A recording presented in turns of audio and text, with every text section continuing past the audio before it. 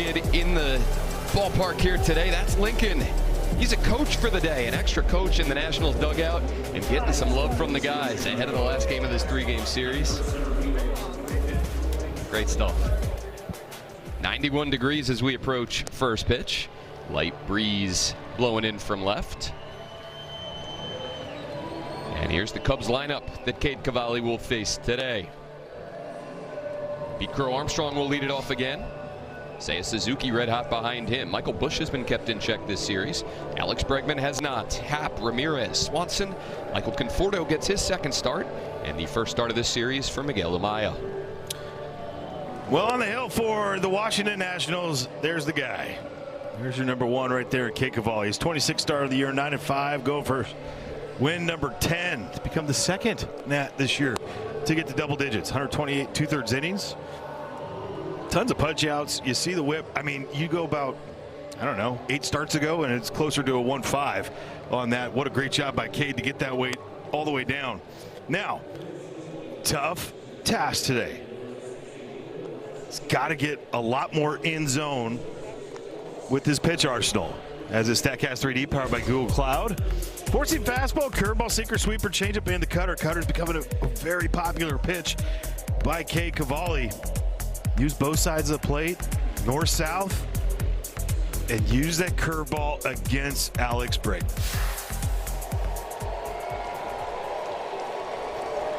All Bregman has done this series is hit 4 home runs in the first 2 games. Pete Crow Armstrong to lead it off.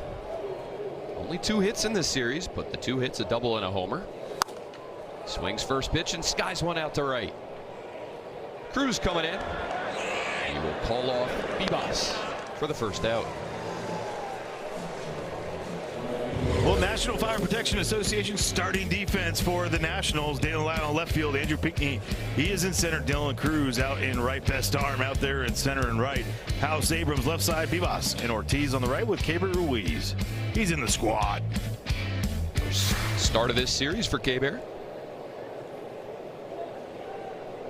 So Cade Cavalli gets Pete Crow Armstrong on 1 pitch. Now he faces off with Seiya Suzuki, who fouls one back. Oh, very different than the first 2 days. And you see he's taxed that first pitch strike over 62% of the time. You know that they're going to be a little bit more on the go. 22 RBIs in Suzuki's last 20 ball games. Now up to 70 on the year. Cavalli ahead of him 0-2. Talked about how the Cubs have re-upped some of their players. Long, expensive contract extensions. Suzuki in the last year of an $85 million deal. 5-year contract will expire after this season, and he's down on strikes. 3-pitch Seiya for Cade Cavalli. Good morning, good afternoon, and good night. Sweeper version. And it's so huge, especially early on. It's not about the strikeout for me, but landing that sweeper or landing that curveball for a strike against these guys. You land it, they don't take it. Curveball in the dirt. Ball 1 to Michael Busch. Just 1 for 10 in this series with 3 Ks. Strictly landing it early in counts, or it doesn't really matter. The fact that you can land it for a strike opens up things for you. Everything. Everything. We know he has it for 2 strikes, but early on, forced them to love it. So batters versus the sweeper this season, 8 for 69. Only 1 extra base hit. That's incredible. Talked about it a lot this year. A pitch that he learned this offseason. And he'll work a clean first. Ortiz will flip it to him. Cade Cavalli retires Pete Crow Armstrong, Seiya Suzuki, and Michael Busch in order. For the first time in this series, Javi Ortiz behind him. Dylan Cruz will bat in the number 3 spot. Lyle House Bibas the middle of the order, with Andres Chaparro getting a rare start against a righty. Keibert Ruiz and Andrew Pinckney rounding out the 9. Yeah, Kevin Gausman, the 6'2 righty. Second start here, 25th of the year.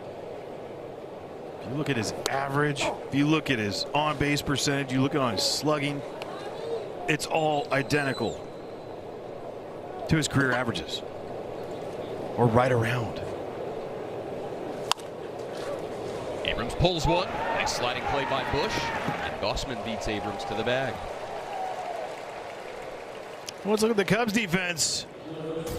That's pretty much okay behind Kevin Gossman today. With Ian Happ in left field, Pete Crow Armstrong, he's in center, Seiya Suzuki in right. We know they all got great arms in Bregman, Swanson left side, Pedro Ramirez, and Michael Bush on the right with Miguel Amaya behind the plate.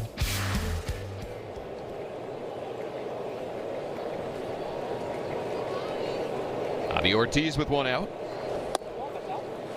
Takes the splitter away.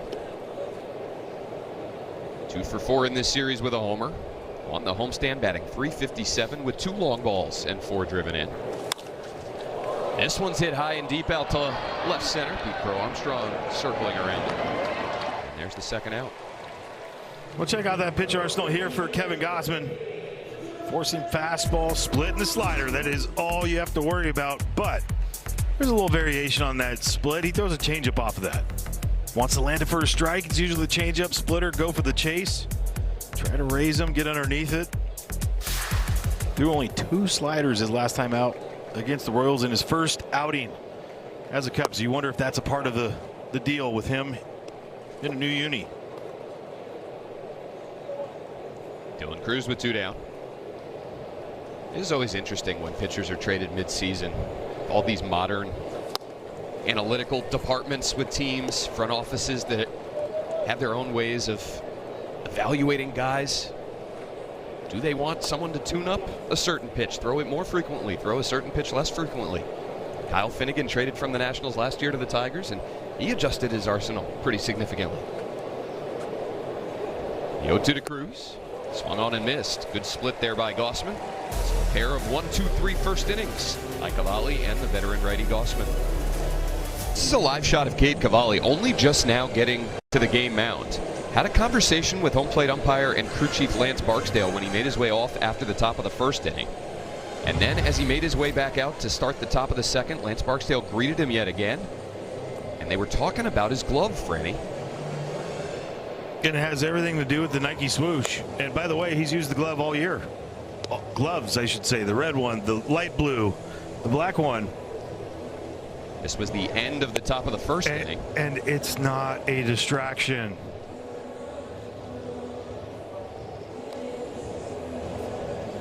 Gamesmanship a little bit from the Cubs side probably. But he's going with, well, one I've never seen him use. It's got a yellow swoosh. Oh, big difference.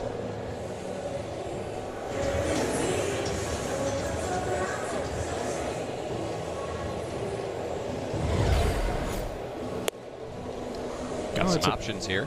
A buffet. Is this swoosh okay? No. What about this swoosh?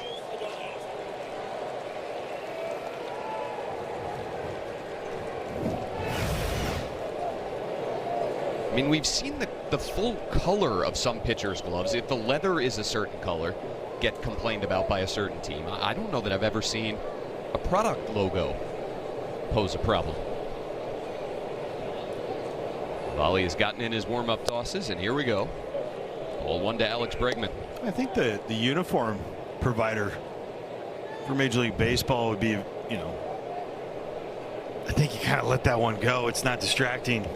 Just saying. It's kind of tired, actually. Bregman grounds one out to short. So I guess the glove, not a problem. No, but the one thing that was going to mention if it wasn't Glovegate was the fact they need to find a way to start getting inside to Alex Bregman, who's struggled on the inner third all year. You run that 2-seamer perfectly in. We saw Orlando Balta try to throw one up and in the other day and caught way too much of the plate. Only the third time the Nationals have retired him in 11 plate appearances in this series. Curveball missing low to Ian Happ.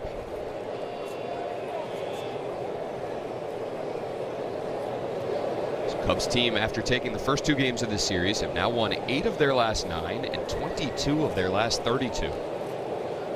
Gotten back within 3 games of the Brewers for the first time since May 24th.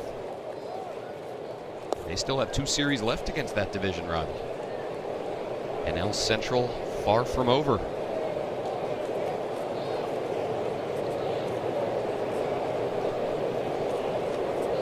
Ball and a strike to Happ. There's a curveball landed for strike 2. That's it.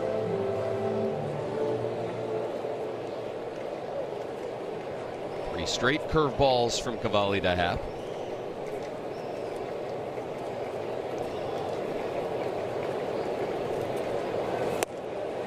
Elevates the heater.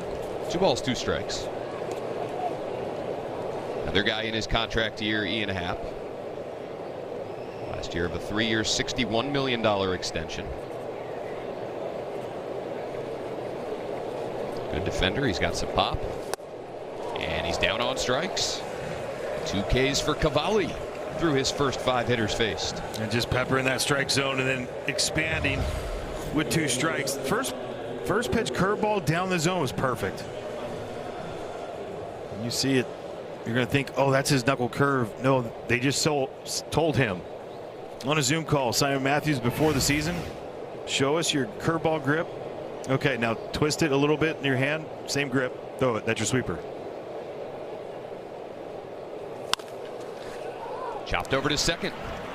Corbin Bibas will take care of it. Cade Cavalli on just 15 pitches has retired his first 6 Cubs.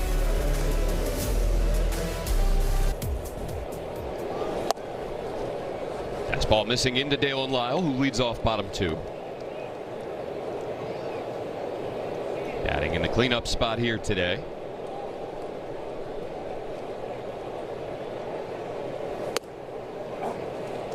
Fastball at the knees, 1-1. How about for Cade Cavalli, 77 less pitches than Jake Irvin and Jackson Kent in the first 2 innings of each start. Yeah. 92 pitches they combined. 51, 41, 15.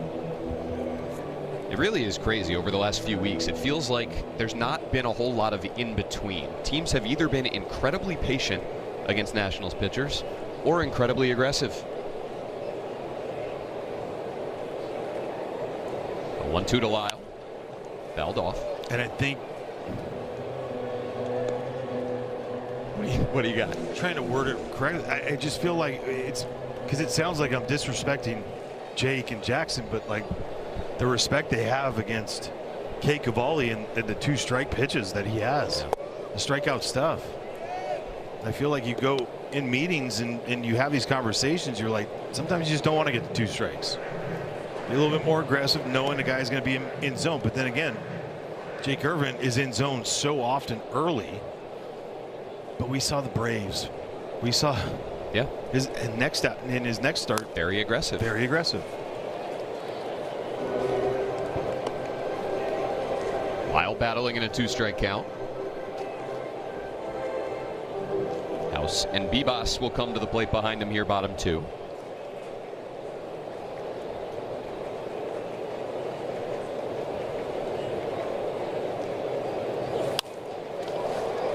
Fastball center cut, sent out to left. Ian Happ for the first out. Well, that fastball has got some really good life. Like induced vertical break, it'll average around 17. So it stays on playing pretty good, but it's got good arm side ride. So away from lefties. Into righties. Last year was a phenomenal pitch. Had a plus, I think, 21 run value or plus 20. This year at plus 10, which isn't bad.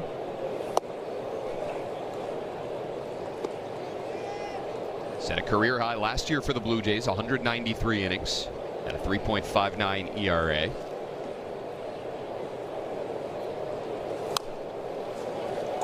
Brady House getting a start against a righty, chops it foul, and it's 0-2. So that right there is his changeup. That was at 2,200 RPM. Usually around 1,500 is his split.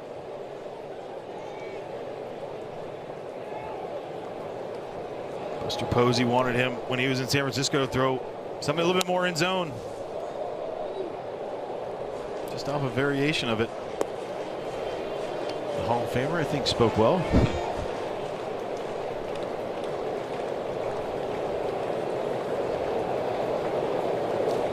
Another 0-2 to House. Fouls that one off his foot. That's a split. That's a 1500 right there. Just two different movements. Guy who has been around a long time in Kevin Gausman. This now his 14th major league season. Pretty cool. Number 4 overall pick back in 2012 by the Orioles. Played at LSU. Just a solid major league player, and then turned into an above average major league starter. I think very reminiscent of like the 1-1 Dansby Swanson and like his ascension into what he is. Oh, you can't be this. You're not this. I think this is going to get him. The catcher is challenging the ball call. It's an ABS challenge powered by T-Mobile. And Miguel Amaya steals the strikeout. Also returns a strike 3. Second K for Gausman. Amaya now 40 for 59, almost 70% this year. Wow. Added 5 strikeouts. I think Lance got kind of blocked out on that one. Trying to go up in the zone, miss down. Know your miss. Perfect. I mean, their backups are solid and everything. Miguel Amaya, really good player. Yeah, what a catching tandem they have with Kelly and Amaya. Just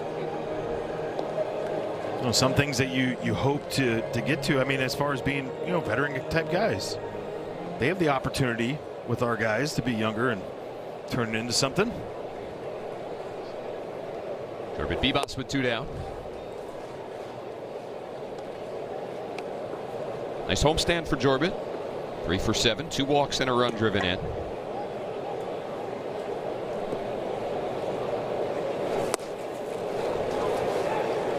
One and 2. 2 All-Star appearances for Gausman. His second year in San Francisco back in 2021, and then his second year in Toronto 2 years later in 2023. Finished up a 5-year contract with the Blue Jays. And he's got 3 Ks through 2 perfect innings here today. Gausman and Cavalli locked in early on. Sure doesn't. Takes effort. Top 3. 6 up, 6 down for both pitchers. And strike 1 from Cade Cavalli to Dansby Swanson.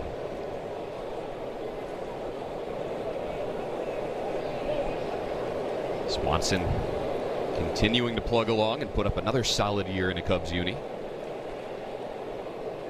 Homer in this series, giving him 18 on the year, 66 driven in.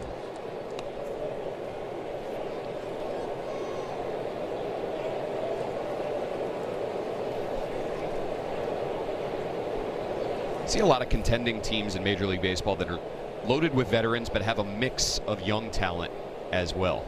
This Cubs team is pretty heavy on the veterans, and at least position player wise, light on the young guys. Obviously PCA just 24 years of age. Well, the left side of the infield, completely really experienced right there, right? Nico Horner and Michael Bush, I would say, were on the younger-ish side. But playing experience-wise, veterans. Say Suzuki, older, Ian Happ older, PCA younger. It's a good mix.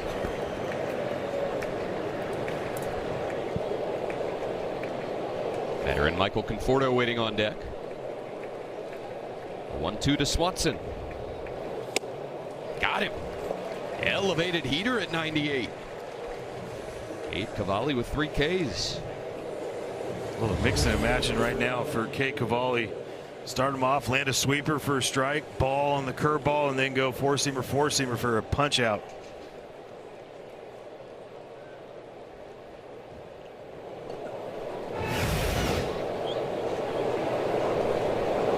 Brings up Conforto. First pitch sweeper lands.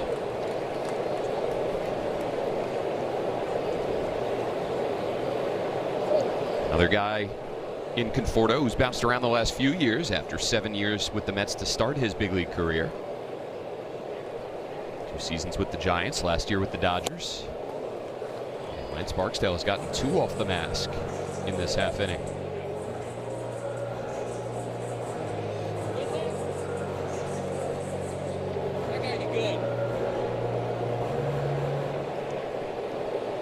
That's nice of Cade. And K-Bear Ruiz heading out to give Lance Barksdale a little extra time to regroup.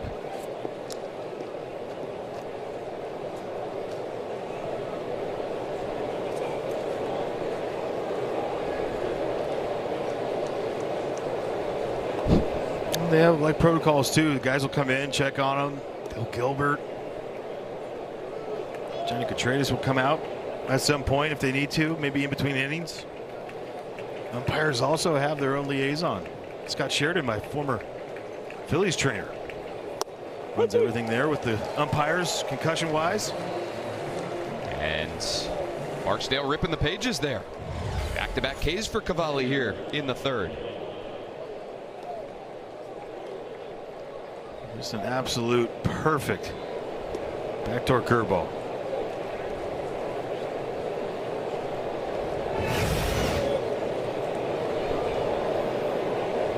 Miguel Amaya in the number 9 spot today.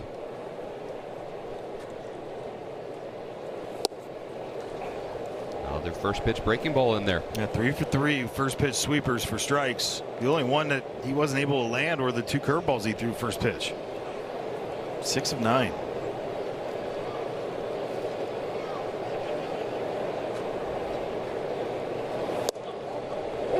Amaya tried to check his swing, and he did.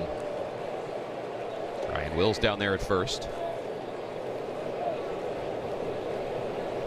Amaya, 27 years of age, out of Panama. His 4th year in the big leagues.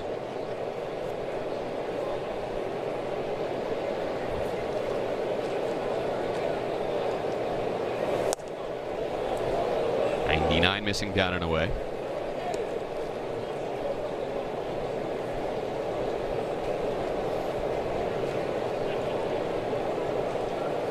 Amaya playing 117 games for the Cubs 2 seasons ago. Posted a 2.0 wins above replacement. Last year suffering multiple injuries, played just 28 games.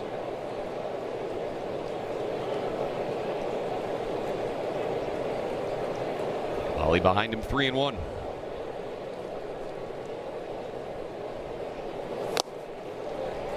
Does the count.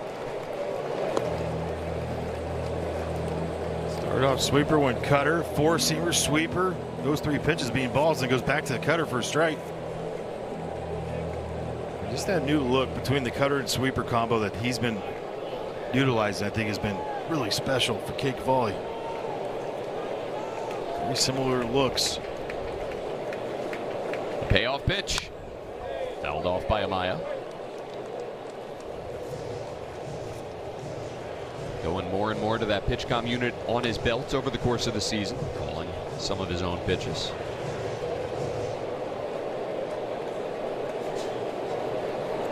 He got that bend off the plate to get that sinker in. He wanted to go there. Or does he rip a curveball? Another 3-2. Goes heater, and it's hit well out to center, but there is Pinkney. 9 up, 9 down for Cade Cavalli. 4 strikeouts for the big right-hander. With everyone on the field, just an incredible Make-A-Wish participant, 6 years old, from Haymarket, Virginia. He loves baseball, Dan.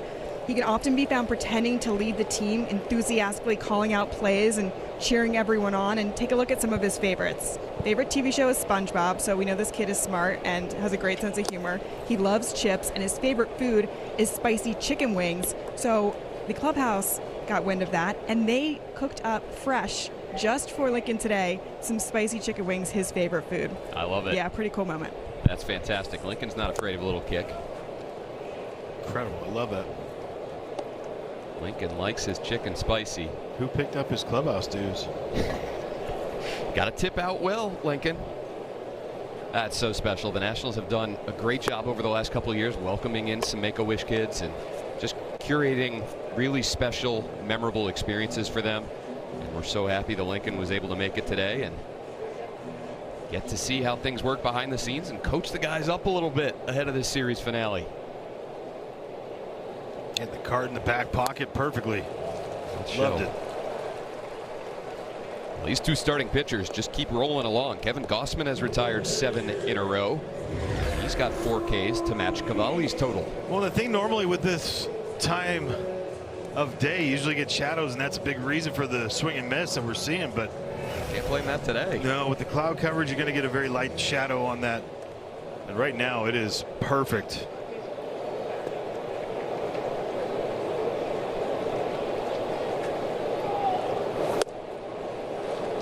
Strike one to Keibert Ruiz. He just has everyone right now in between of like what to look for. I know it's crazy because it's only 2 pitches, right? He threw his sliders to Dylan, but it's 2 pitches. Fastball split. A little variance to it, but he's already got 6 swing and misses so far. And only 7 balls thrown in his first 31 pitches. Ruiz rolls one foul, 1-2. And you think about it, Kevin Gossman, for a while it was try to go top row with that fastball, then into the split, and then with the Blue Jays, well, I could say the Giants, more importantly, you see the Blue Jays continue to go with that fastball down and play off it. Like a true split finger fastball. Yeah. What do you think about Roger Clemens? Ramirez takes care of that pop up, and there's 2 down here, bottom 3. And that one at the top of the zone becomes lethal. Everything down, down, down, pop you. And we talk about it with Trevor Williams, and that's with 90, 91. This is with 96. Think about how much that speeds up on you.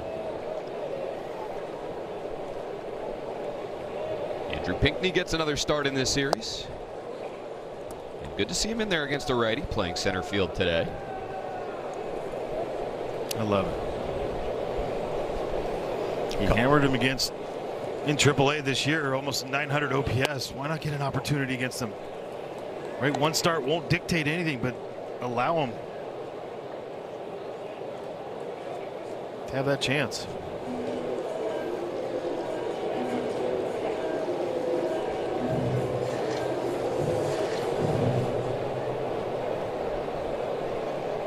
Two for 6 early in his big league career. Went up for that high heater and fouled it off right side.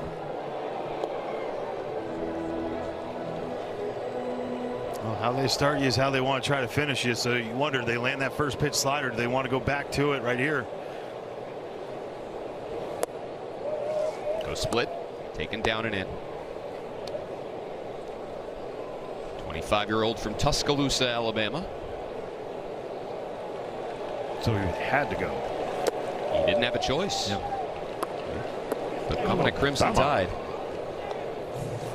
Keith Jackson, that's all I hear. Yeah. So LSU versus Alabama here. Pinckney's worked the count even.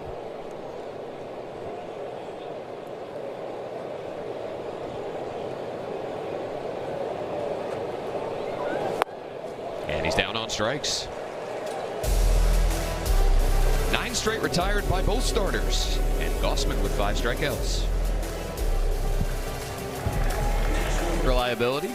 Check out the all-new RAV4 at Toyota.com.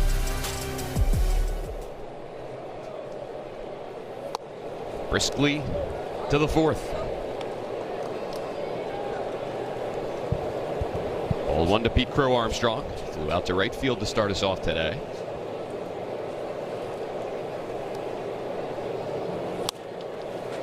Out in front of that changeup and pops it up. Ruiz will run out of room. Well, the nice thing is he had that to play with as far as landing everything else for a strike, and allowed him to save some pitches there. In all of the Major League Baseball games played so far this season, only twice have both starting pitchers been perfect through the first 3 innings. Cam Schlittler and Jesus Luzardo back on July 24th, and now Cade Cavalli and Kevin Gossman.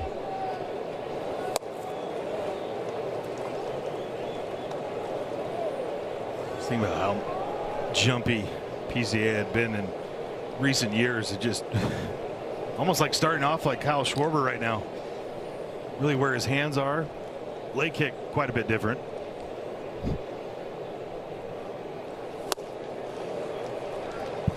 Two-seamer powered by him. 2-2. Well, last year his walk rate was 4.5%. It's jumped to nearly 12% this year. The last time that a player with a sub 5% walk rate one year more than doubled it the next year was Al Kaline back in the 1950s. What a hitter. That's amazing. I'd say what he's doing is way more impressive. Against this caliber of stuff. Well, different pitchers all the time. Another 2-2. Pulled foul. First long at bat worked against Cavalli today.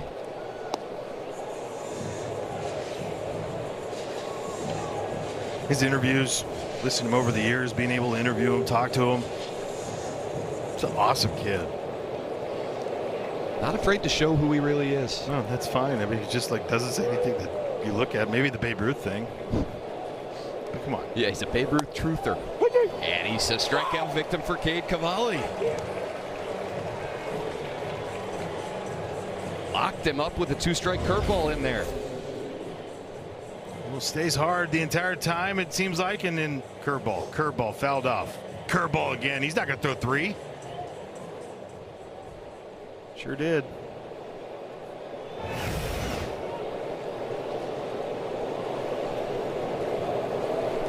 Seiya Suzuki with one out. So for those who didn't see it, he said that he does not believe that Babe Ruth existed. It was more of a joke kind of thing. Okay.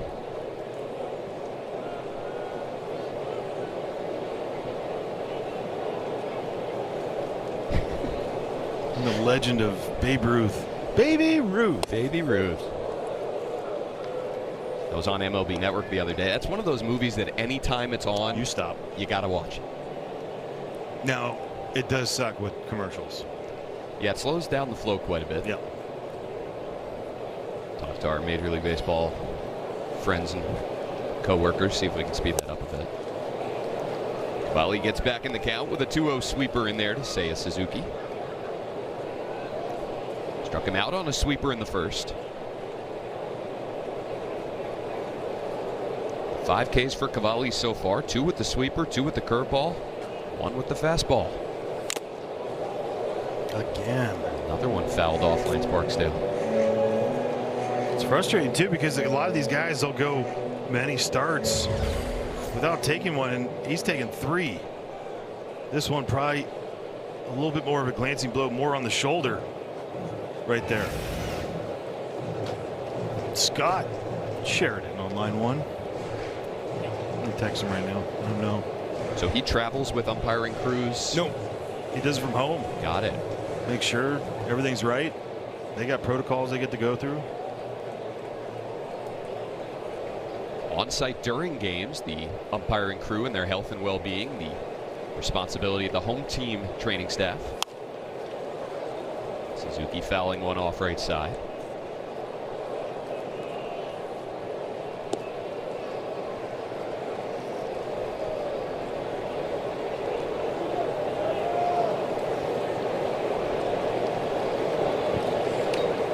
All right, he's on alert.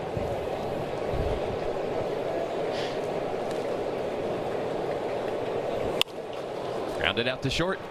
Abrams bounces one over, picked well by Ortiz. The patience by Ortiz. This was all screwed up from the very beginning. Some weird spin on a little inside out from Seiya Suzuki, so he's going to go backhand, but watch.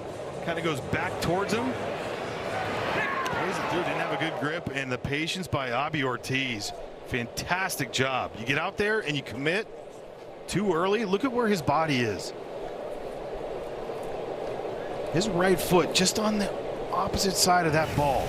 Doesn't close himself off. Doesn't expose him in any way to being out of place. Brady House gonna range into foul territory. He has room and he makes the catch. So Cavalli a long battle with Pete Crow Armstrong, but then he gets Suzuki and gets Bush on one pitch. Pricing? Do the 2027 season your way at nationals.com/2027.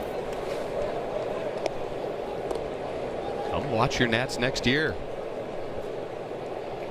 One, come on. CJ Abrams leads off the fourth. Ball and a strike. Second base umpire Ryan Additon and first base umpire Ryan Wills came in to check on Lance Barksdale in between last half inning and the start of the bottom of the fourth. Make sure the crew chief and home plate ump is good to go after taking 3 foul balls off the mask early on.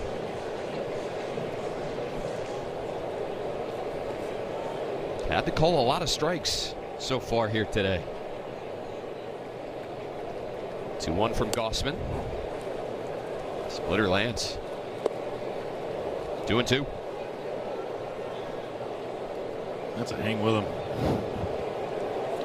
Good take by CJ and then stuck perfectly Miguel Amaya. Because I mean, you're not doing much off that. So 5 straight splitters to start this whole thing out. He'll go 6, he'll go 7. I mean, he's feeling it right now, but chance that he elevates, chance that he goes down and in with that fastball, something like that. There's the elevation. Abrams takes it to fill the count, including his ground out in the first inning. 4 for 7 career against Gossman. And he takes strike 3. Dotted the inner edge with the splitter and then paints the outside corner with a heater. Folks, that's a major league hang with him. Just perfect. Every old school pitcher will tell you, down away at the knees, that's it. He loaded up the strike zone like he did with all those splits, and then you go there, my goodness. 6 strikeouts in his first 10 Nationals faced. And being honest, if you told me you had those numbers and you had the 5 from K. Cavalli, I'd be like, oh yeah, shadow day for sure. Not the case. Just nasty stuff, both sides.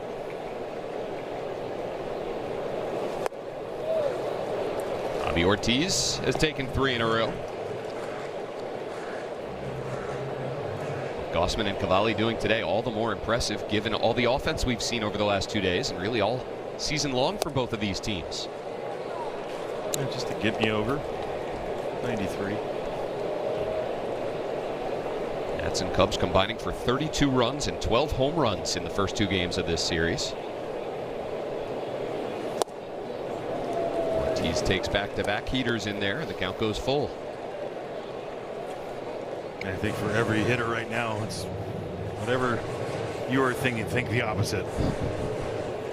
If you go up there first thought going split, it's going to be a heater. If it's a heat, if you're thinking heater, it's going to be a split. Think knuckleball. A 3-2. He did. See? On a line foul into the screen. And this guy squares him up. They come off the bat hot. Well, by the time we get back, I'm sure there'll be a new. There has to be. I mean, we're going to be gone for 10 days. 10 days. Say bye to Pablo. Yeah, that was a tough one. Yep. Ortiz, another foul ball right side. Yeah, going to the 3rd deck a couple days ago. Tell him to watch you on nationals.tv and we'll be good. He's going to need to pay the what was it, $34.99 for the final month and a half. Yeah. What a deal. One of those seats will have Bobby Ortiz's name on it when we come back from that trip. Another one pulled. This one's fair. And the first base runner for either team today is an Bobby Ortiz 1-out single in the bottom of the 4th. Wins an 8-pitch battle with Kevin Gossman. Well, you love it too for the fact that he goes 3-0, then 2 straight heaters middle that he takes, and then just battle time.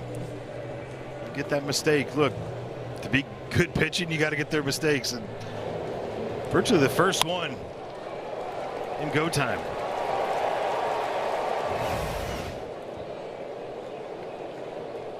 Seal is broken. And here's Dylan Cruz with a man on.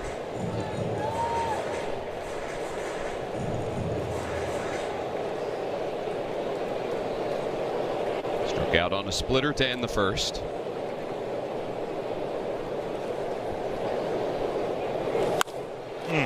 A well out to left center. That'll split the gap and get all the way to the wall. Late decision by third base coach Victor Estevez. He's going to send Ortiz, who's in safely. Back-to-back knocks off Gossman. And it's 1-0 Nats on Dylan Cruz, 27th RBI of the season. Well, do it, Dylan Cruz. Splitter to a four-seamer. They're trying to go down and away. He hits the spot, maybe leaks a little bit, but it's a good pitch. Better swing. 107 off the bat there of Dylan. Well, good job by Aubie.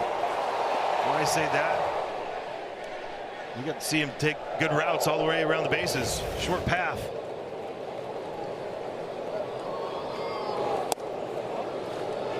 Victor Estevez, who's done such a nice job down there in the third base coach's box all season long.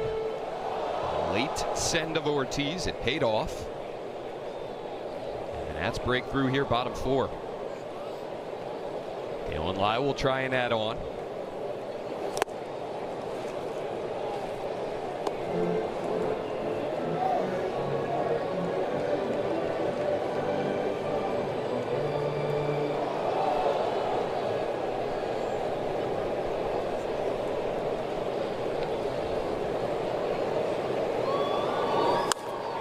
This one hit well to right. Suzuki into the corner, still going, and he tracks it down. Cruz will tag and move to third on the second out here in the fourth. I mean, my goodness. Dylan Lyle, that would be closer to 260, I'm sure, without the Cubs outfielders in this series. Go down and get it, keep your hands back, and then just drive it that way. But Seiya Suzuki twice in the series. Going to the corner on this one, straight back on the other one. Good base running by Dylan Cruz. He was halfway, saw the slow up of Suzuki and tagged up. Perfectly done. He had the one to Ian Happ that he went back on in game 1. Does a lot of the little things right. Brady House now takes the splitter low, ball and a strike.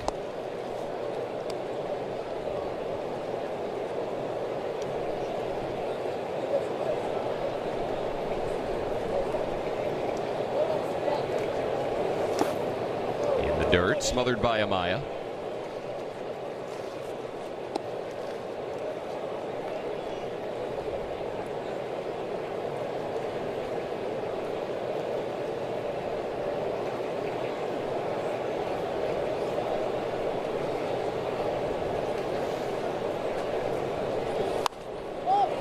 Popped up left side.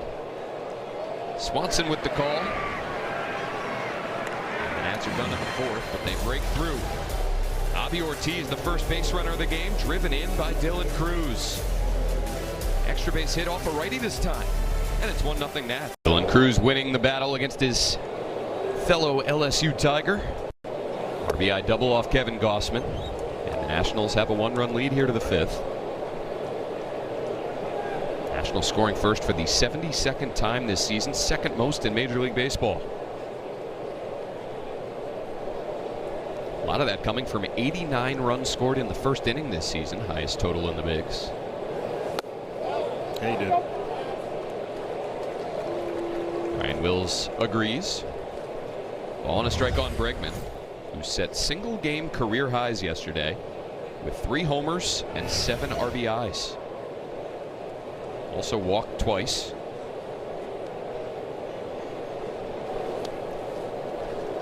Just a bit outside. Heard the stories of him going back to Double-A. Guy named Ben, I think that's their video guy, going in his hotel room at midnight on the day off, showing him what he wanted to see. Paint fastball at 99. 2-2.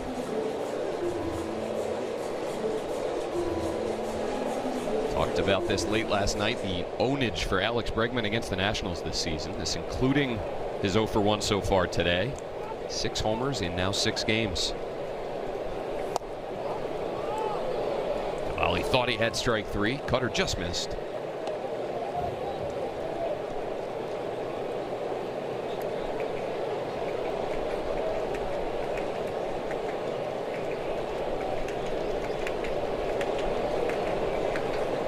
A 3-2 to Bregman.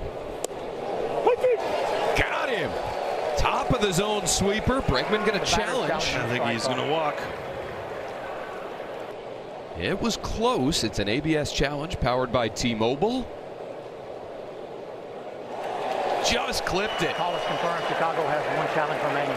And Cavalli has his 6th strikeout of the game. I thought that was like nowhere near. Wow. All right.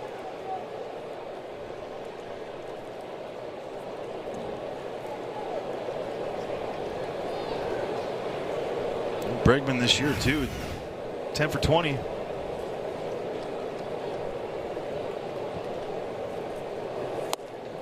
That's a tough one.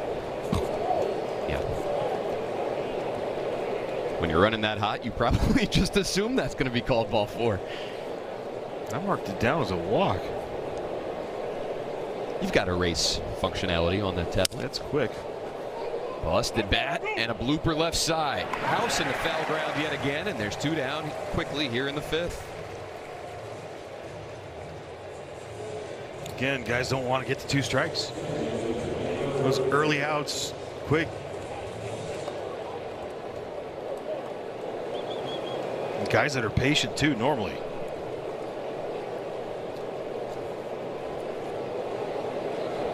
Brings up Pedro Ramirez. 2 for 4 last night. Stole a couple bases as well. And he takes strike 1 from Cavalli. And speed's a factor. This, I don't mind if a 1-run game, 5th inning. If you try to lay one down, people will be like, that's push. To me, it's not. It's part of your game. Brady House all the way in over there at third base.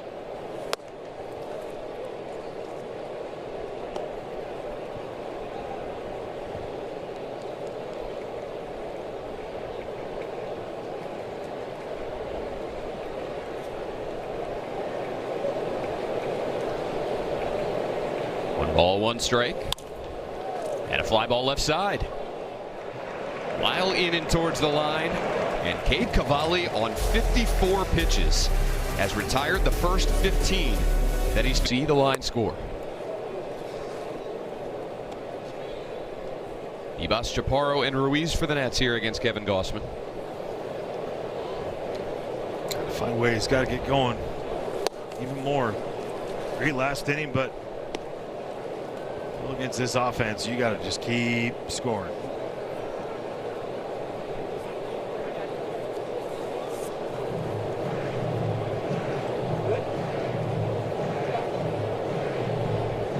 Gossman's last 3 starts, 2.89 ERA, 14 strikeouts to just 3 walks. That included his Cubs debut. Picked up a win over the Royals, allowing just 2 runs in 7. His 14th time in his career he's faced the Nationals. Ibas takes the splitter low, 3-1.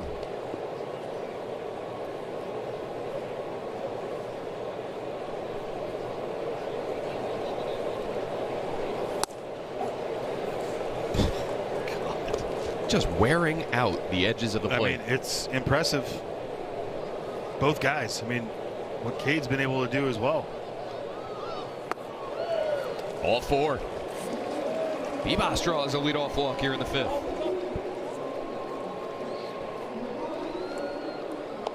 Now, we talked about this last night, Franny. What a moment for Kevin Gausman in his last start as a member of the Blue Jays. Walked off to a raucous ovation from a huge crowd up there. Signed a 5-year contract with the Jays, $110 million. Helped pitch them to the World Series. Became a fan favorite. Tapped his heart. Did a ton in the community, taking him to the World Series last year. Just incredible run that he had in Toronto. Had his first playoff experience in his second big league season, 2014 with the Orioles. Chaparro fouls that one off, moving the feet of Victor Estevez. Jonathan Parra. If you're gonna go after it, you got to go after it. You can't fake it. Last year for Gausman, 6 playoff appearances, including 5 starts, a 2.93 ERA.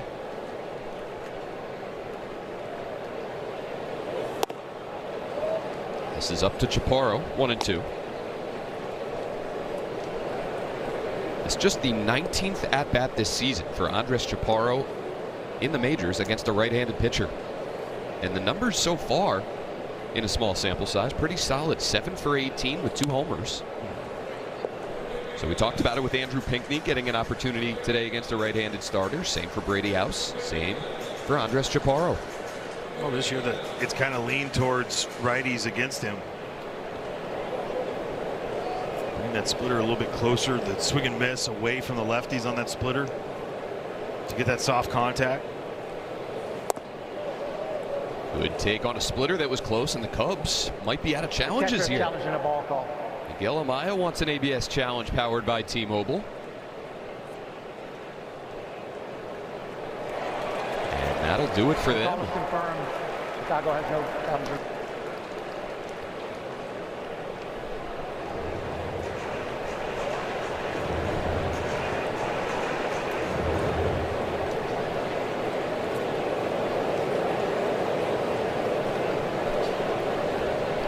From 0-2 to 2-2. Check on Bebas.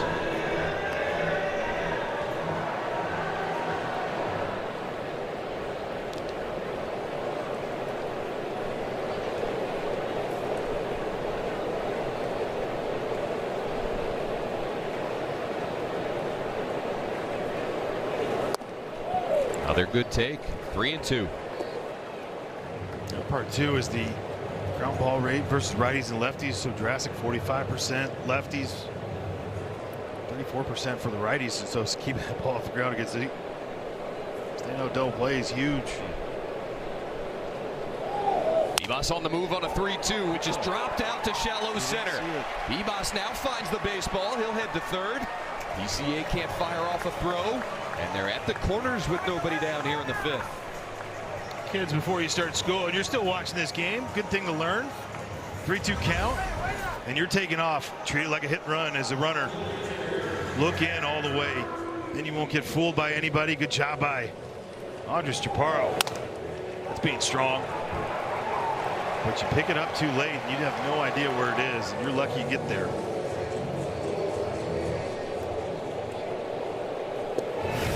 The Nationals didn't have a hit their first 10 looks at Kevin Gausman. They've now had 4 runners reach in their last 6 batters, including 3 hits. Elevate to celebrate right here for Cabert. I'm not talking about homers. I'm just talking about getting the ball in the air. Stay off the ground. Drive it.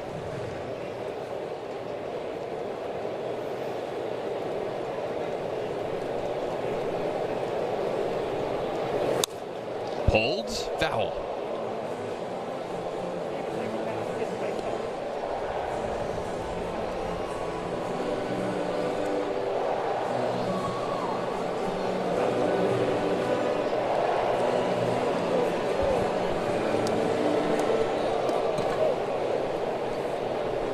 Including his pop out in the 3rd inning. Ruiz 4 for 8 on this homestand.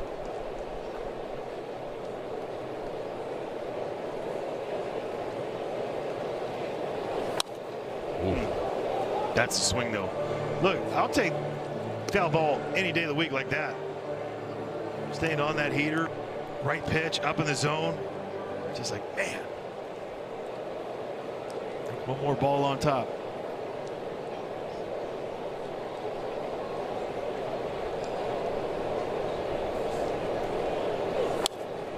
Got a good swing at a fastball.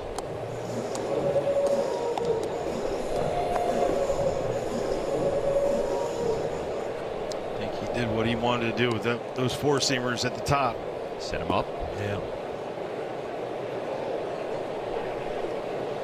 4 straight fastballs to start the at-bat.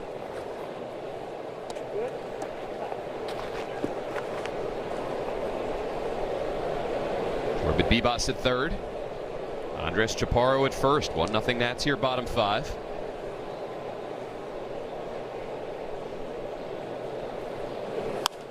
Pulled foul yet again. Corey Ray this time. Needing to duck out of the way. He got that split in the zone.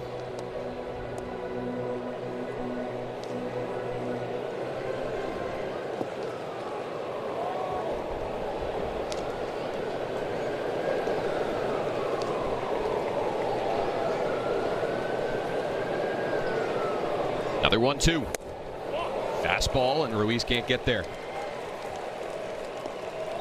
Big first out for Gossman. Gonna get to those spots right there, and I'd say 3 pitches that he had, right? Those are the mistakes. Fastball's up in the zone, and then the split, and then people are gonna be like, why do you chase it? It's like, it's not even about that pitch right there. It's about the other ones.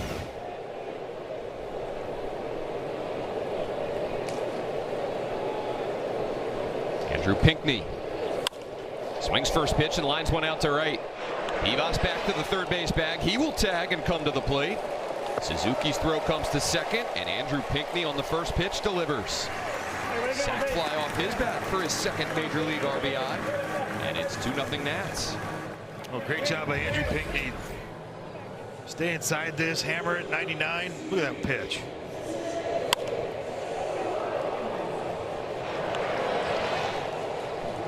Good job by Jordan Bibas. Get back, get it going. Well played. Walk to a run. That's team baseball right there. Pinckney sealing the deal right away. That's double their lead, and now C.J. Abrams. Chopper right side, perfectly placed. Chaparro will keep those feet moving. He'll head to third. And the Nationals keep the line moving here in the 5th. What a coach sit right there by Bobby Wilson, huh? That's a big league post. That is a big league post. But get on a heater away. He doesn't want to see any more splits, but he finally got something up in the zone early in the count. There you go. Get it moving there for Andres Chaparro. Ah.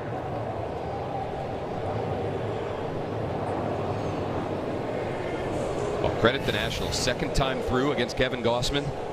They've started to piece something together. Struck out 6 of the first 10 Nationals that he faced, had retired all 10. If they go on this, that's part of the conversation. They like to take off on the first pitch right here. Yeah, I mean, I'd say they laid off that split. For the most part, he just hammered it down for a strike so often. The patience. One go through to see what it looks like. It's not like you're giving away at bats. It's just he's got really good stuff with 2 pitches, really. Yeah. We'll see what Blake Butero wants to do here with the running game. You've got Abby Ortiz up. Picked up the Nationals' first hit of the day. Came around to score in the 4th inning. Oh. And he hammers one. High fly ball out to right center. Abby Ortiz has done it again.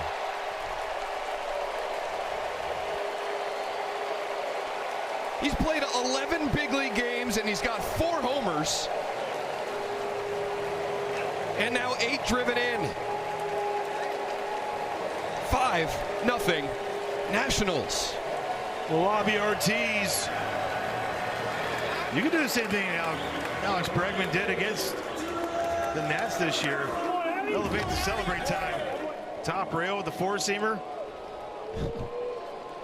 And just a sweet swing. So pretty. I look at his dismount, the way that bat comes through, the one-hand swing. I almost think, look, it's not as pretty as Will Clark, but it's there. Wow. You see that finish.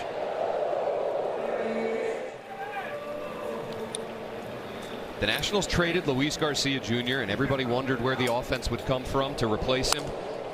All Abby Ortiz has done has slot right into the left side of that first base platoon and keep on raking just like Louis did. And now Dylan Cruz adds another 2-out hit. Well, not only that, but I mean just the combo, right? Him and Chaparro. And it was Curtis Speed and Louis, and then it was Louis and Chaparro. Now it's been Chaparro and Abby Ortiz. Good job right here by Dylan Cruz. I like those new spikes. He's broke out the new ones last couple of days. Almost look like tennis shoes.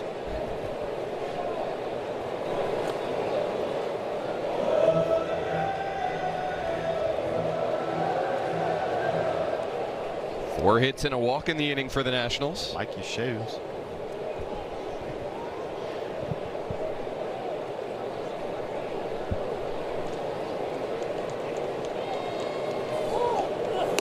Runner goes from first.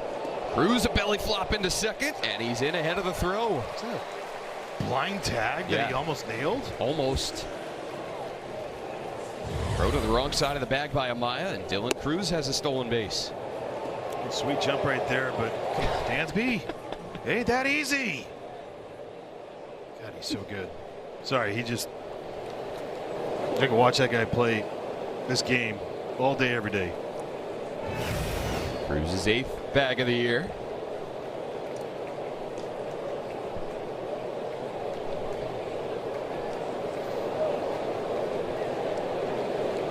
Boy, how things have turned for Kevin Gausman here today. 3 perfect innings to start, and now he looks up, and the Nats have 5 runs on 6 hits. Got to keep going. This team has been rolling. There's Savali. Warmed up, getting the pitch comm into his hat. Into his ball cap. 3-0 on Lyle.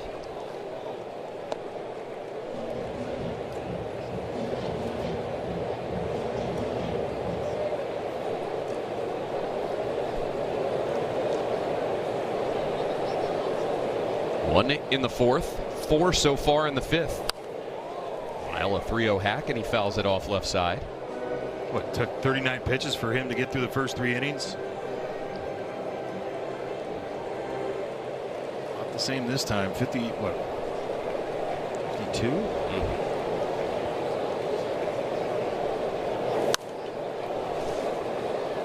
Quick late yet again, 3-2.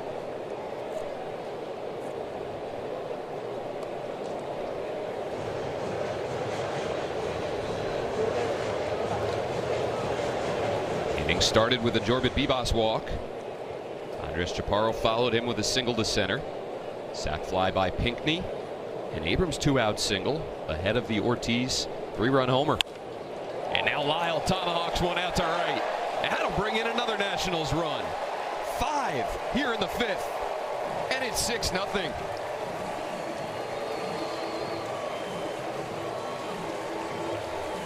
Well, sweet hands right there by Dalen Lyle.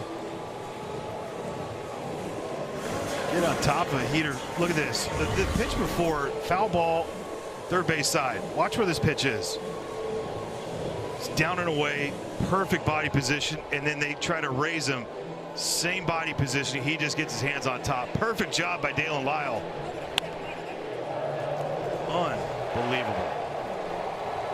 Had that RBI single yesterday where he went down well below the strike zone to drop one into right center. This one he goes up for a high heater. Drives in another run, and he knocks Kevin Gausman out of this game. 6-0 Nats here in the 5th. Here comes Aaron Savali out of this game. 5 runs here in the 5th. And much of this damage with 2 outs. Now Aaron Savali to face Brady House, who swings first pitch. Pops it up. Dansby Swanson will take care of it, but a huge 5th for the home team. Oh, Abby Ortiz. Great at bat the first time around. Why not elevate to celebrate early on? It's 6-0. Nationals on top as we head to the 6th. He's at 6-0 right now. Cavalli. Special is an understatement. Not that he seemed too stressed when he was locked in a pitcher's duel with Kevin Gossman, but he now has a 6-run lead with which to work. This is with a heater to Dansby Swanson leading off the 6th.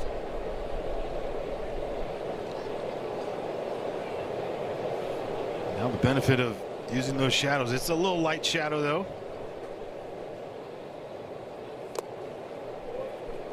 You've talked about this before, Franny. The 4 o'clock game, the toughest start time in your mind as far as seeing through the shadows from a hitter's perspective?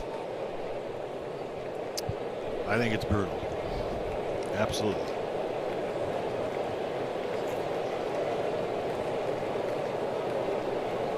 Two-0 to Swanson. Nothing like a 4 o'clock start to or 3 o'clock start for a postseason game too. You know, just brilliant. Volley is missed with 3 straight to Swanson here in the 6th. And the first base runner he surrenders, a 4-pitch walk.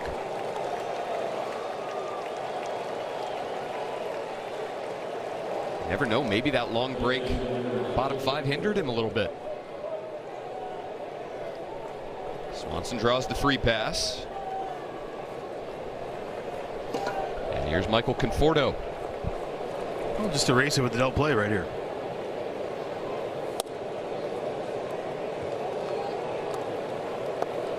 Everything kind of being yanked right now too. Getting a little quick out there. Slow it up. Get back to what's been working.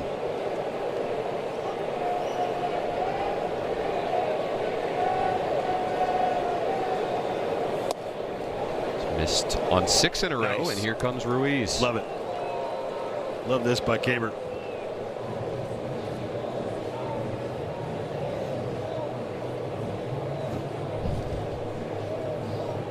I could see Kay just with a snide comment like, those are close, huh? Stay right there.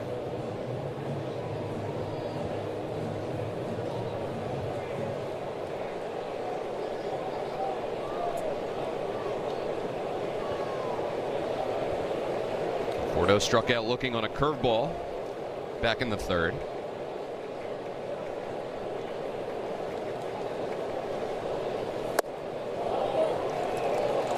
Reno, good take on that breaker.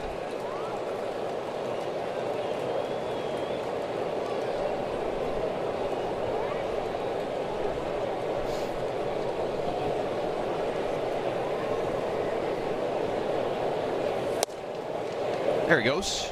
98 right in there to make it 3-1.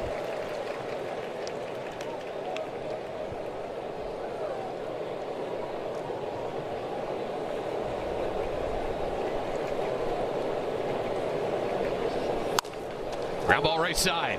Ortiz to second. Abrams the return. Cavalli covers. A beautiful 3-6-1. And there's 2 down here in the 6th. A lot of things going on right here. Dansby Swanson going into that baseline like we like for any runner. But the lefty, Bobby Ortiz, great play by him with the first initial throw. Okay, Cavalli right away gets over there. Look at the pick, the throw, and then he's going to go back and get down. Ah! Because your guy's there. Hey, there you go. Start a double play. Umpire it too. Volley was a first baseman in college at the University of Oklahoma. Turning to his roots right there. And that's, I mean, really what you miss out with a lefty first baseman that we haven't seen in quite some time. Yeah. I thought Louis played that fantastic, that play alone. That quickness of a second baseman, but it's a difficult throw going backhand and then throwing it. That's just right in the flow of everything.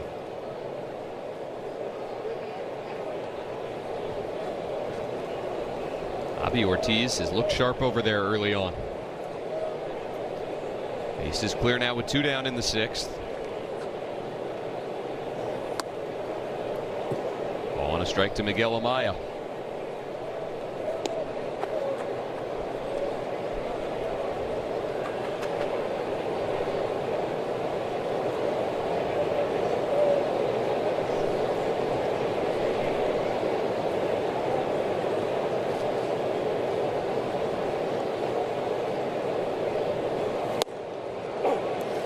Ball at the top of the zone.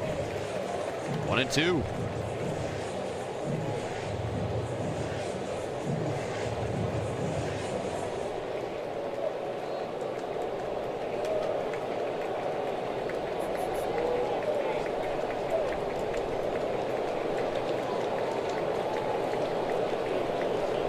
And is that going to be a pitch clock violation?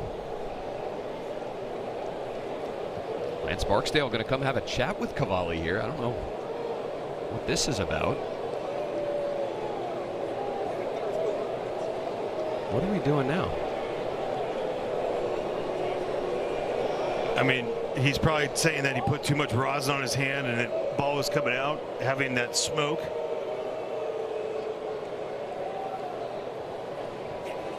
So he had a problem with the glove on the glove hand. Now a conversation maybe about something else. Too much rosin. And they are going to give him a pitch clock violation there. Doesn't matter.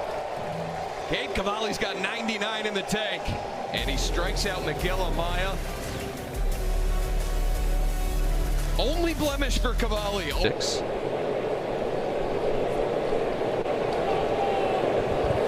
Cade Cavalli threw his 6 innings on 67 pitches.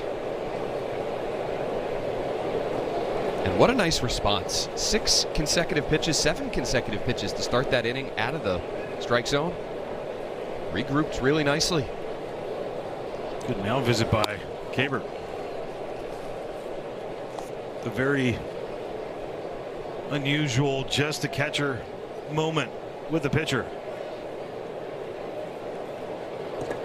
Yeah, you don't see those too often anymore. Ball and a strike to Bibas, who started that 5-run 5th inning with a leadoff walk.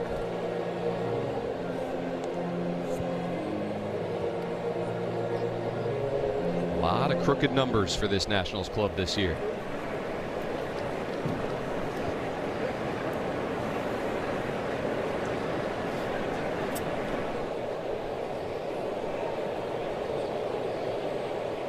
It's volley. 22nd game for him. 15 starts on the year. Came into the game with 84 innings, 108 hits given up. For a 309 average against. Tons of cutters, curveballs, sinkers.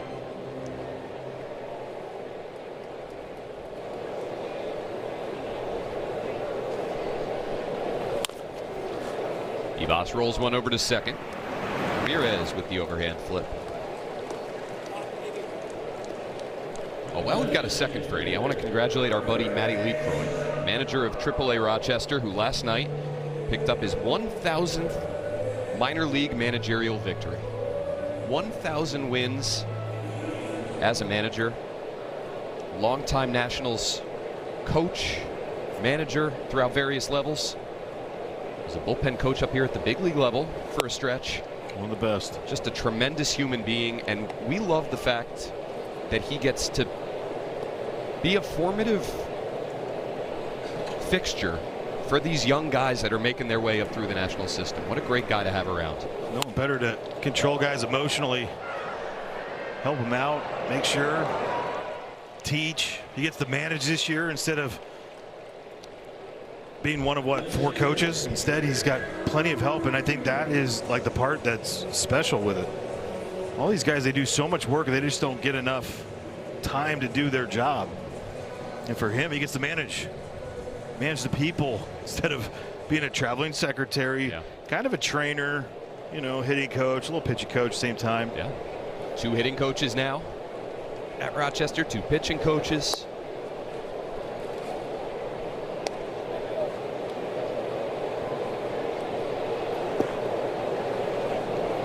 But a perfect example of coming up in an old school way with the Twins for his, you know, for much of his career. Get into coaching and evolve, right? Learn the new stuff. The tech, how the organization wants to go. It's, you hear organizational guy all the time, but it was always because of one way, not being adaptable in so many ways. And he's as good as it comes, adapting to what the organization needs. I think that phrase might have a negative connotation at times. An organizational guy, he just sticks around because people know him. They might like him a little bit. Certainly not the case with Matt Leaker. I mean, people do like him. Certainly not implying that. No, you're implying that. We're going to let him know. Yeah. I've told him that plenty of times. Congrats, Matty. Ruiz, another ground ball to second. 2 of those in this half inning for Aaron Savali. A 1-2-3 bottom of the 6th. And now here comes Cade Cavalli. Second Nationals pitcher to do so since 2019. Mackenzie Gore last year against the Phillies. Last to do so. So here he goes. 67 pitches through 6. Gets the top of the Cubs order here in the 7th. All 1 to Pete Crow Armstrong. Trying to eliminate that. Have the first couple batters. Last inning.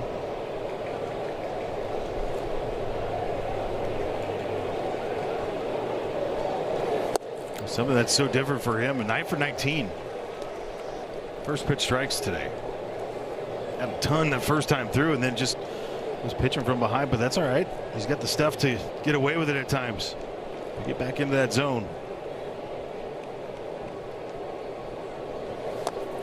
Oh, that was going to hit him.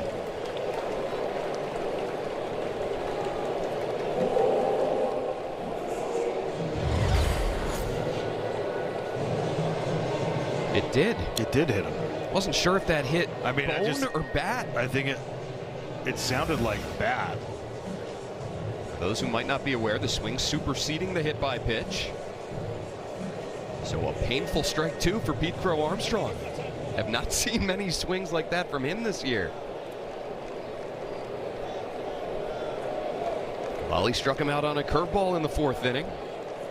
PCA showing some frustration after that called strike 3. Their changeup for Cavalli today misses away, 2-2. Only 3rd one he's thrown.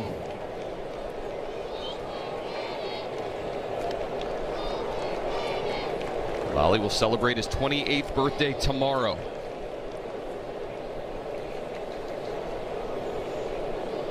Two to PCA, fouled off. Last 6 starts for Cavalli, 4-1 with a 2.75 ERA.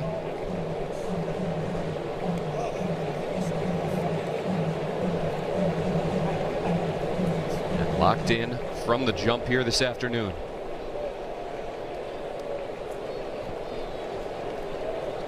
Another 2-2. Another changeup. And the count goes full. 99 in to change up away. I mean, again, you're trying to change up so many different looks against this guy and how great he's been all year.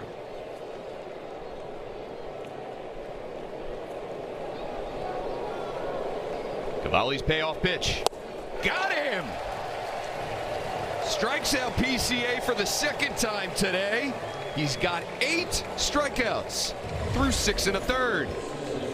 Oh, land a perfect sweeper. And with the shadows, now a little bit of a factor. Don't have to be too perfect with it. You can see the look right there. Man, I thought it was right there, middle. It was. It just was too early. A right-on-right matchup with Seiya Suzuki.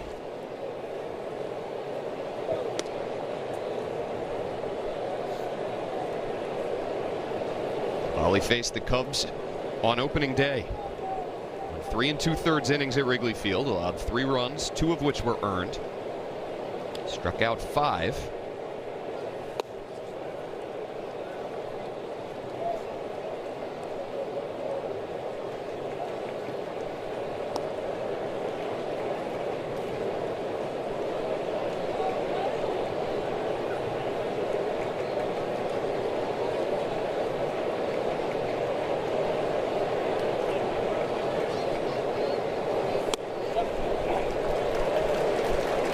Few breaking balls that have clipped the top of the zone. 2-1 to Suzuki.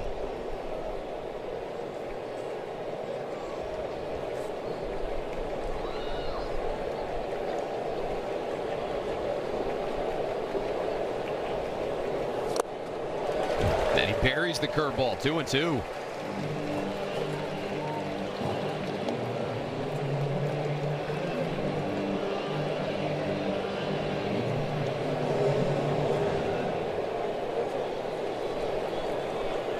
they've tried to throw off his rhythm all day, whether it's been Lance Barksdale behind the plate, stepping out. For the most part, he has been in his rhythm this entire time. A 2-2 to Suzuki. This is up with that sweeper, 3-2.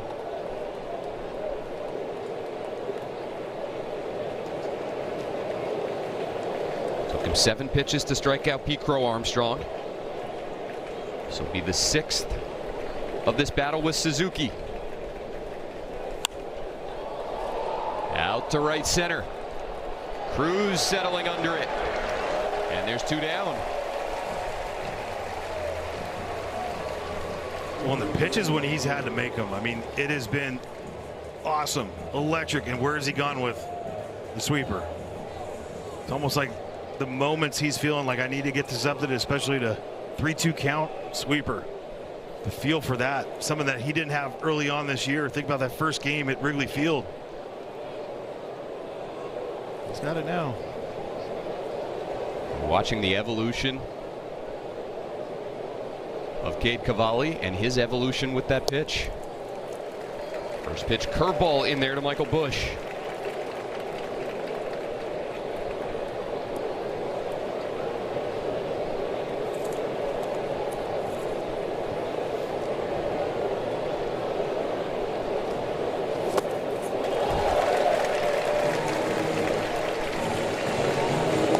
The crazy stuff today. He hasn't had crazy swing and miss until really this inning. Soft contact consistently.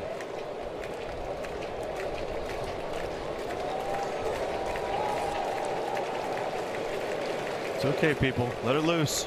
Let it eat. Get it going. Cavalli's 0-2. Down the left field line, slicing foul. Curveball stayed up.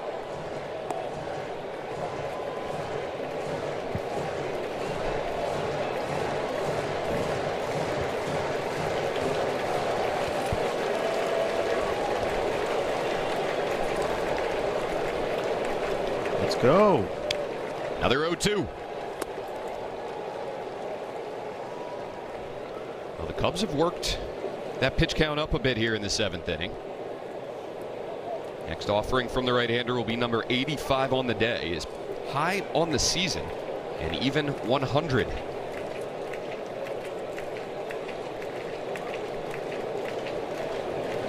Another 2-strike pitch to Busch. Out to shallow left. Long run for Lyle, and it'll fall. An opposite field bloop off the bat of Michael Busch. And the no-hit bid is over for Cade Cavalli with 2 outs in the 7th.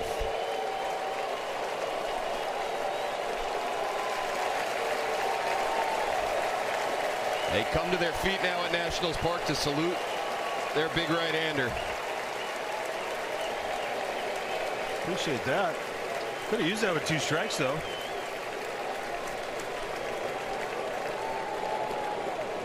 What an outing so far. Got to finish this inning off.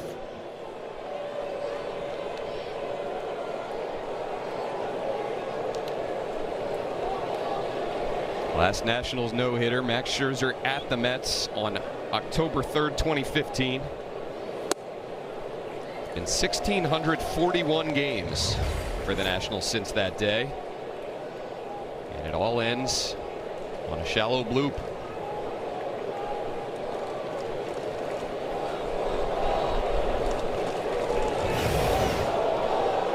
Oh, and 1 on Bregman.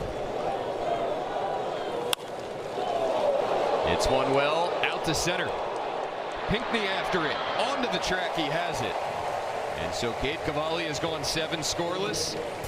Finally a hit on the board for the Cubs.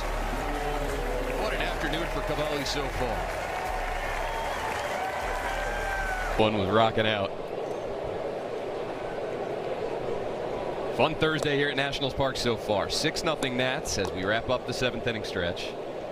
Cade Cavalli going 6 2/3 no-hit innings before Michael Busch broke up the no-no.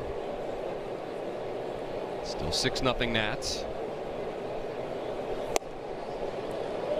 Here's And Savali staying out there for Chicago. He'll face Pinckney, Abrams, and Ortiz. He did it today too. I mean, his 7 innings of great work, one hit work. Not a lot of chase from Cubs hitters, less than 30%, like 24%. That's grinding away. That's getting in zone and getting those outs, and that's the impressive part so far.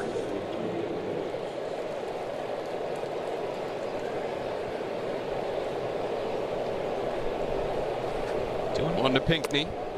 Plays off the slider. Last time that they were that low, Rockies didn't chase a whole lot, but they missed a lot. The Yankees were around 17%. Just pounding the strike zone.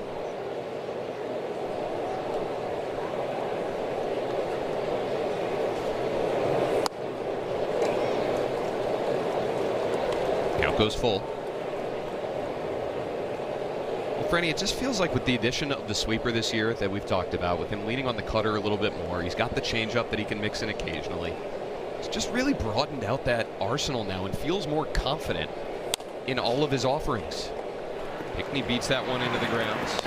Bregman a long throw, and he gets Pinckney by half a step. The league's going to realize this guy can just absolutely float out there. Yeah, I think, look, you add to the arsenal, but it's all about execution. You execute multiple ways that he did in the zone with the sweeper, you know, occasionally with the cutter and the curveball today, but the fastballs, and not just go for nibble. I mean, he was just pounding the strike zone early in counts. Puts those other guys, like, he realized how good his stuff is. We talked about it all year, like his ahead and behind numbers are just so drastic, and it's why? Well, when you put a guy on their heels with 99 in the tank, with banger of a curveball, good sweeper now,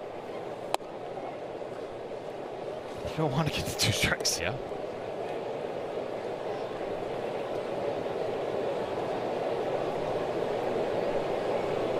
And did it all to a Cubs lineup that has been as potent as any in the majors lately. Abrams out to shallow right. Suzuki broke toward the line, now comes in. 2 down here, bottom 7.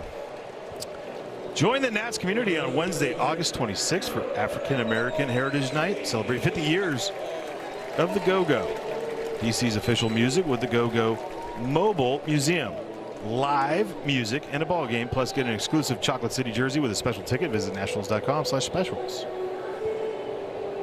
Some defensive changes for the Cubs. Bottom 7. It's James Triantos taking over at second. Moves Ramirez from second to first, and Bush done for the day.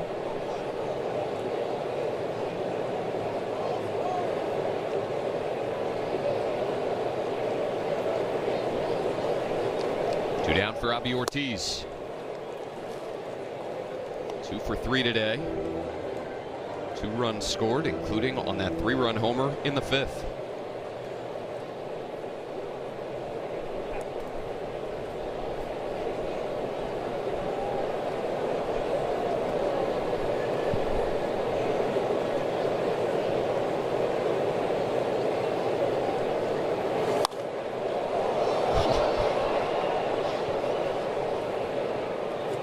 Another one to the upper deck. He is a strong human. Just setting them up to flip into the Cubs bullpen, into the lumberyard.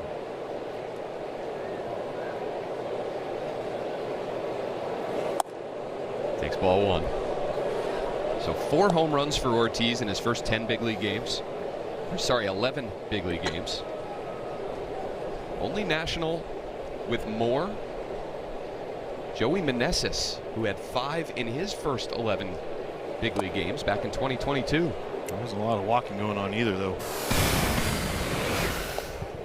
5th inning.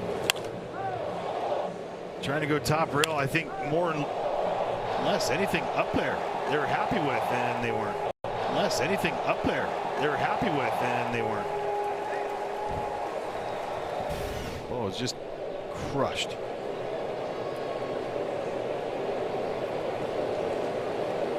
2-2. Swung on and missed. So another 1-2-3 frame worked by Aaron Savali. 6-0 Nats.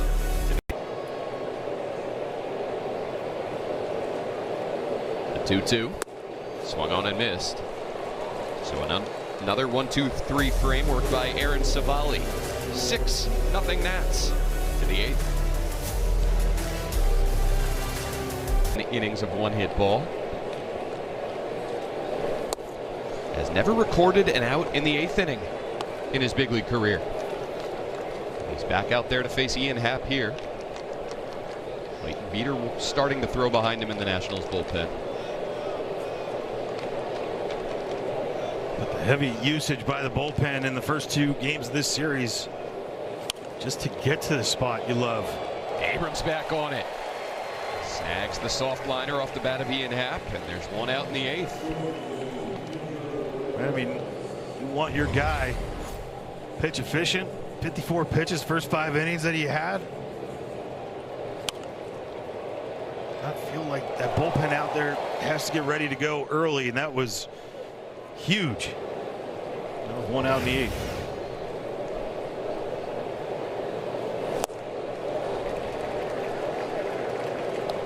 Nasty there to Pedro Ramirez for strike 1.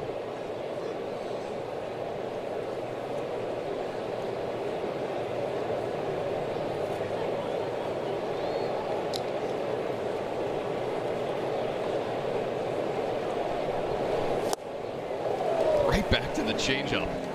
He's been trying to land that all game, and then he gets the first one to go against Ian Happ, and then 2 straight.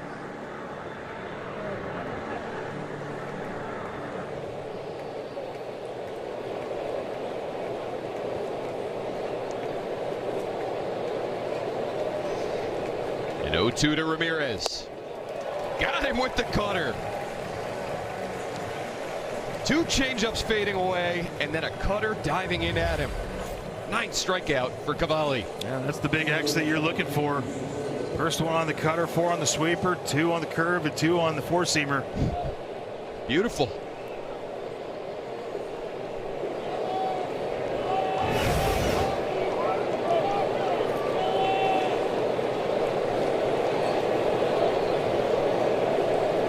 Gets Dansby Swanson with 2 down.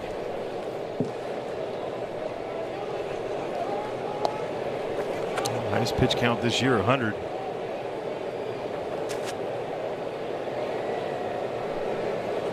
Did it twice. Red Sox, you got an extra day off in their form, which is nice.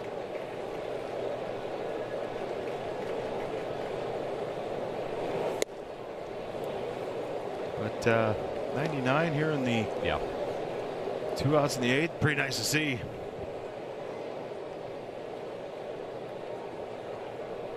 We've talked so many times this year about the work that Cade Cavalli does between starts. I think you see that when he's still popping 99 with 2 outs in the 8th inning.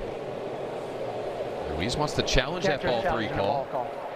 Don't mind that. With 2 to go here in the 8th inning especially, let's go. I like it. Whether it's right or wrong, it's a good timing.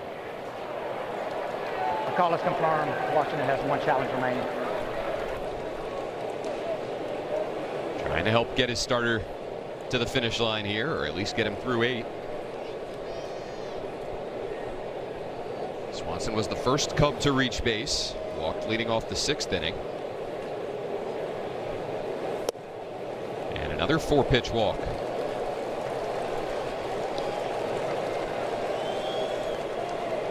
Clayton Beeter is hot out there in the Nationals pen.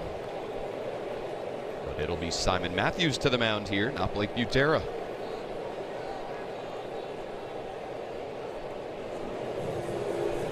This will be a quick one, you feel like, with that run out there. How you feeling? Good. Simon's trying to fire him up. I got better hair than you, Cade. Just let you know.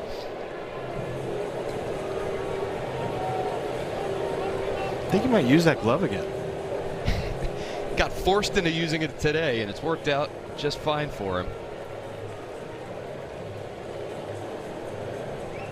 Cubs with 7 home runs the last 2 days. 20 total runs scored. It's been the Cade Cavalli show so far here today.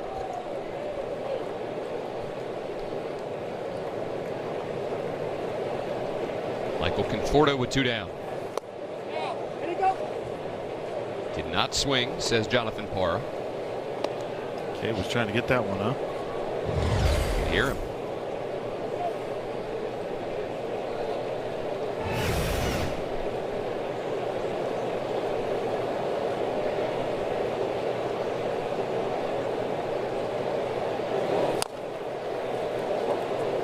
On a bounce into the Nats dugout, 1-1.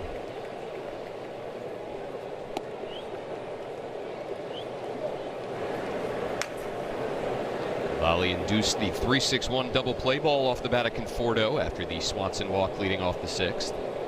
Nice athletic play by the pitcher at the first base bag on the back end.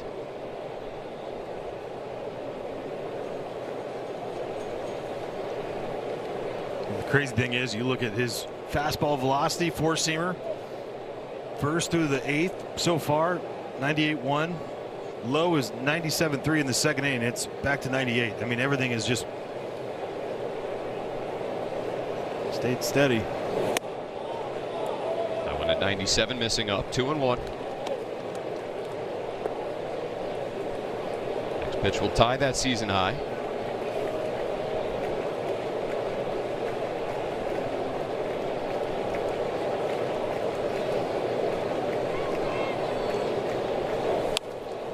Fouled off. Last night, listening to Oral Hershiser in the Royals-Dodgers game, and he was talking about Eric Lauer and going deep into that pitch count. He says the first thing that goes is location. It's not velocity, because guys are still trying to get that effort into there. Next pitch is going to be a season high for Cade Cavalli.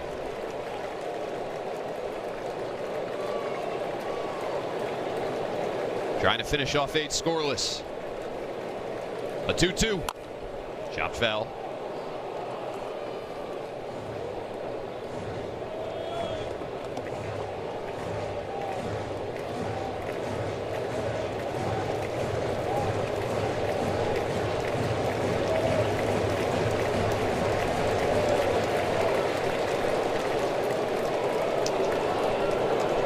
Cavalli had that gem at Fenway Park. 7 innings, allowed just 1 unearned run, struck out 13.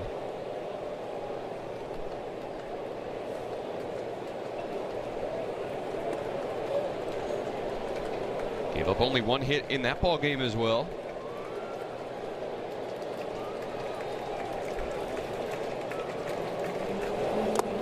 Down and in. Ruiz gloves it cleanly, 3-2.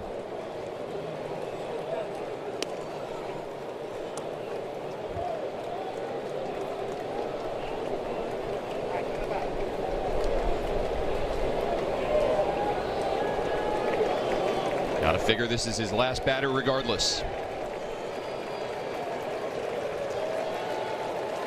Ready with a 3-2 to Conforto. Got him! Caps off the best outing of his big league career with his 10th strikeout of the day.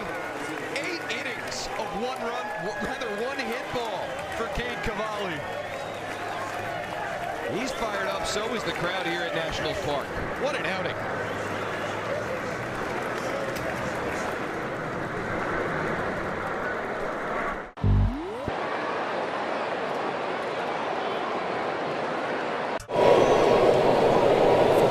First time in Cade Cavalli's career, he's gone 8 innings. In the 8, he does not surrender a run, only 1 hit. Dylan Cruz retired on 1 pitch to start the home 8th. Granny, it has been such a joy watching Cade Cavalli grow as a big leaguer this year. From the first start against these guys to now, just think about what we've seen, what he's had to go through personally. 2 of the best offenses, 2 of his best starts in the big leagues this year. Red Sox at Fenway, and this one against one of the most potent offenses in the league. little keepsake there.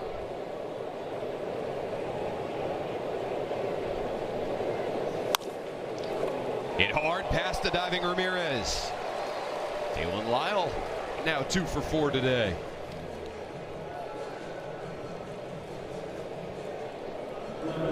This guy can flat out rake. Put down, get down with it. Bottom of the zone, top of the zone. This entire homestand, he's been able to do all.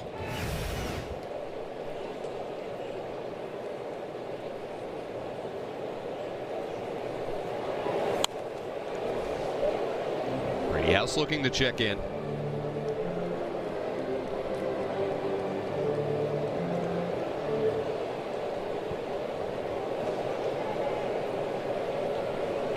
The offense for the Nationals today in the 4th and 5th innings. 1 in the 4th, 5 in the 5th, and now House lines one out to right center. That'll let Lyle easily go first to third. 2 straight hits here, bottom 8. Oh, nice job by Brady House. They went to virtually the same exact spot as the pitch before. He beats him. And a great read by Dalen Lyle, getting all the way over to first and third. Easy one.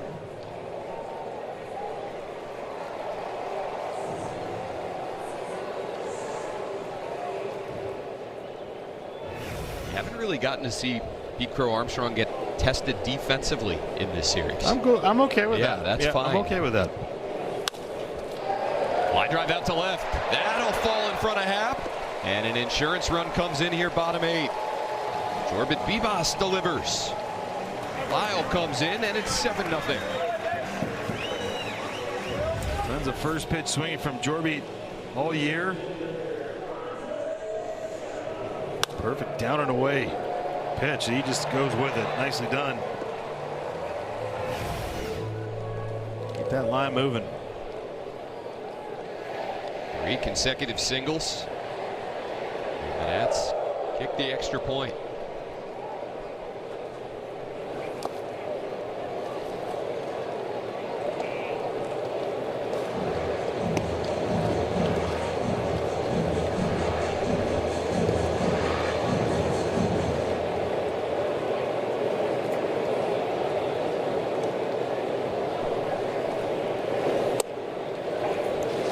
On a strike to Andres Chaparro.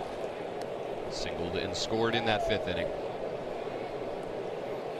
Despite the 7-run margin, it's still Clayton Beeter out there ready for the 9th.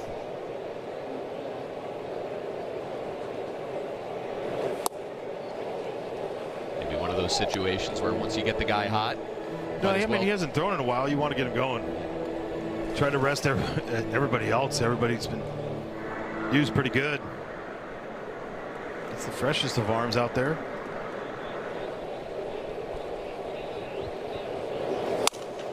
Busted bat roller out to short. Swanson to second for 1. Chaparro beats out the relay throw.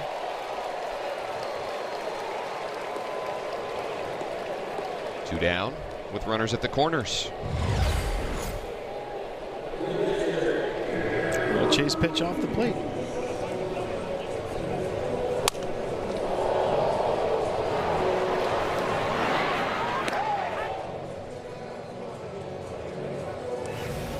Jorbit going straight into that bag, going in hard. Man, we've seen a lot of that throughout the game, and I think it's right. You're not going after it and getting the guys, but you're putting some pressure on these guys. You've seen it against the Nats all year. I love it. Ruiz swings first pitch. Dribbler to Ramirez. That's add on one more. We go to the 9th. Clayton Beeter to try and put the finishing touches on this one here today. It's to get, and Clayton Beeter will try and get them.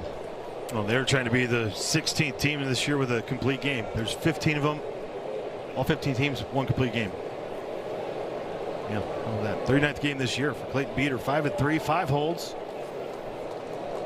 I like this moment too, because where he's at, face the top of the order when it gets to the next guy. Lively fastball from Beeter. Strike 1 to Miguel Amaya. Cade Cavalli, his 4th double-digit strikeout performance of the year.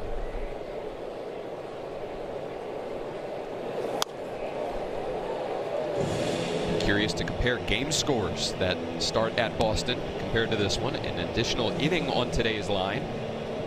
3 more strikeouts at Fenway Park than he had today.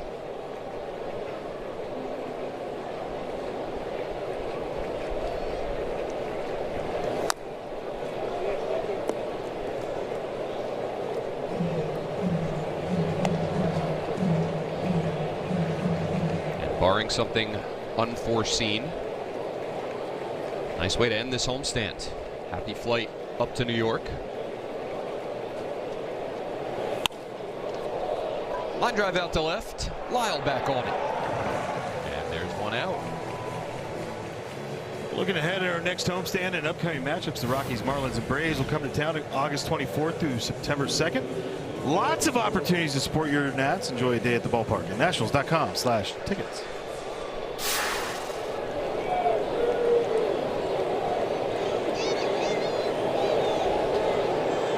Smiles. How could you not be? Top of the Cubs order, Pete Crow Armstrong.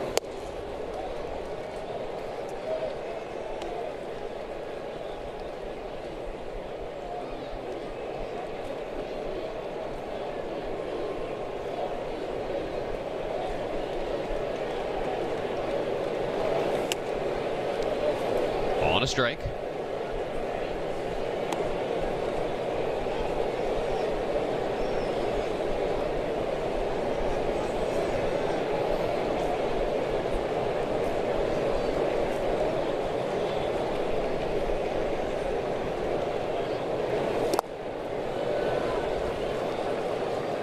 PCA, frustrating day for him today. 0 for 3 so far, 2 strikeouts.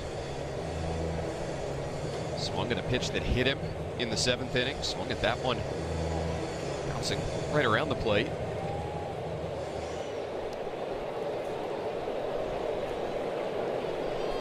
.88 today's game score. 86 won against the Red Sox. There you go. Some quick on-the-fly math there by Franny. Did not see you use your fingers and toes. I just used the whole computer. Totally different. It's a machine learning. Yeah, you're new school. I'm old school.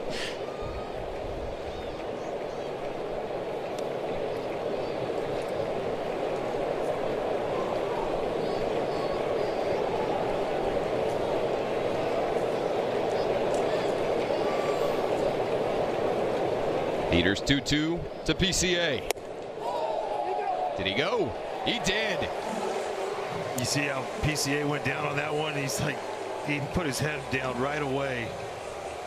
Like, today's that day that things are going against me. Yeah, this is not going to hold. Didn't look like it from up here. A little closer. Next year with the check swing, definitely not. 0 for 4 with 3 strikeouts today. The Nationals have held him to 2 hits in this series. 0 for extra bases. I just think about what they've done. I get it. Alex Bregman has just dominated in the series, but Yordan Alvarez, Sal Stewart, and a guy like PCA. Sal Stewart coming in red hot. Yeah. Driving in tons of runs. I think he had 1 hit the entire series. Yordan had 1 hit. Tyrone Taylor will bat for Seiya Suzuki. And ground one down to third. Brady House will corral it, and the Nationals salvage the last of this 3-game series. 7-0 our final score today. Big offensive output in the middle innings, but Cade Cavalli, the star, 8 scoreless innings. Longest outing of his career. Allowed just 1 hit, struck out 10. Looking more and more like an ace every time he toes the rubber. Yeah, 11th time that they've been shut out this year. The Chicago Cubs, and Cade Cavalli's going to be his story, but Bobby Ortiz, the big 3-run home run. The boys getting on the board, especially in that 4th inning. Bobby started it out. Dylan with the huge double that ends up being the game-winning hit in this whole thing. But you see what adjustments can be made. And Lincoln Knight. You keep your job. You're 1-0, kid. Yeah. That's What right. what a big league debut. He's awake. That's what I like. Nationals go 4-2 on this homestands. They split the season series with the Cubs, and Cade Cavalli picks up his 10th win of the year. A day before his 28th birthday, he celebrated with all of us here at Nationals.